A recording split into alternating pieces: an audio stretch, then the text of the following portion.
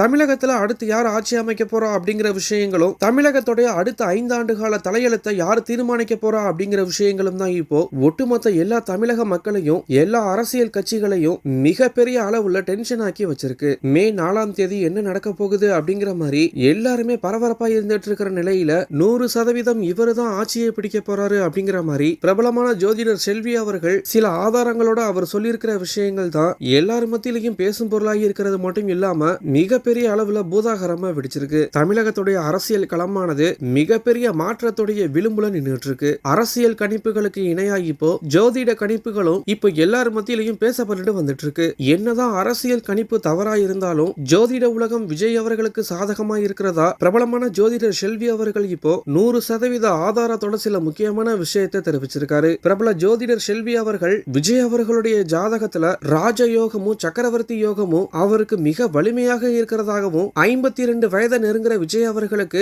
அனைத்து கிரக நிலைகளும் வந்துட்டு இப்போ உச்சகட்ட ஒரு பதவியை வழங்கக்கூடிய நிலையில இருக்கிறதா ஆதாரத்தோட செல்வி அவர்கள் தெரிவிச்சிருக்காரு. இந்த விஷயங்களானது அவரை அரியணையில் அமர்த்தி ஒரு முடிசுடும் யோகமாக மாறும் அப்படிங்கிற மாதிரி அடிச்சு சொல்லியிருக்காரு. விஜய் அவர்களுடைய இந்த தனிப்பட்ட ஈர்ப்பானது இந்த தேர்தல்ல ஒரு மிகப்பெரிய வாக்கு வங்கியை ஈர்த்திருக்கிறதாகவும் ஜோதிட ஆய்வுகள் தெரிவிச்சிருக்கிறதா சொல்லியிருக்காரு. விஜய் அவர்களுடைய ஜாதக கணக்குப்படி விஜய் அவர்களுக்கு இது ஒரு சாதாரண வெற்றியா இருக்காது அப்படின்னும், யாருமே எதிர்பார்க்காத அளவுக்கு அவருடைய வெற்றியானது மிகப்பெரிய அளவுல இருக்கும் அப்படின்னும், அவருடைய இந்த வெற்றியை இந்த நாடே கொண்டாடும் அப்படிங்கிற மாதிரி ஜோதிடர் செல்வி அவர்கள் தெரிவிச்சிருக்காரு. மேலும் விஜய் அவர்களுடைய வெற்றியானது இன்றோ நேற்றோ தீர்மானிக்கப்படல அப்படின்னும், அவர் என்னைக்கு அரசியல்ல கால் எடுத்து வச்சாரோ அப்பவே அவருடைய வெற்றி தீர்மானிக்கப்பட்டுச்சு அப்படிங்கிற மாதிரி ஜோதிடர் செல்வி அவர்கள் அடிச்சு சொல்லியிருக்காரு. ஏற்கனவே அரசியல் களமானது ஒரு மிகப்பெரிய பரபரப்புல இருந்துட்டு இருக்கு. 2 முனை போட்டியானது இப்போ 4 முனை போட்டியாக மாறி யாருதான்ப்பா ஜெயிக்க போறா அப்படிங்கிற விஷயத்தை கணிக்கவே முடியாம பல செய்தி நிறுவனங்கள் திணறிட்டு வந்துட்டு இருக்காங்க.